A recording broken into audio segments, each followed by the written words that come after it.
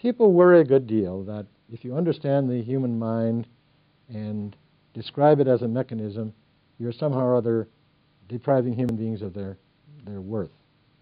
I've never really understood that argument. It's an argument that's been made before. There were people who thought that when Copernicus took the Earth and moved it out of the center of the universe, that something had happened to human beings. Well, not many of us worry about that now. People thought when Darwin decided that all organisms had evolved out of some single type, that somehow or other we were demeaning human beings. There's still people in the United States who feel that way about it, but most of us don't feel any worse for the fact that we have common ancestry with the other live creatures in this world. And maybe the mistake is in thinking that uniqueness is important, that uniqueness is the source of human worth.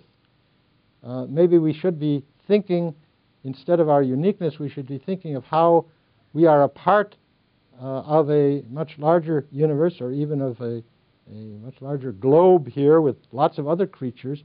Maybe instead of thinking of how we are unique from those other creatures, we ought to be thinking about how we can get along with those other creatures, how we can live in peace and unity with those other creatures.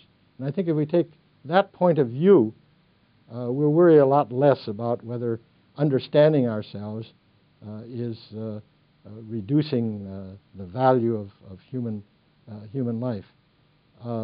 We human beings have lots of problems of continuing to live in this world, and a great many of those problems, some of us would say most of those problems, are problems which we are the origin.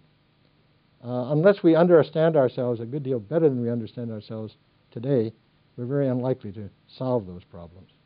So quite the contrary. I think that understanding ourselves, understanding that there are beautiful and interesting mechanisms that make this behavior possible, does not in any way detract from our humanness.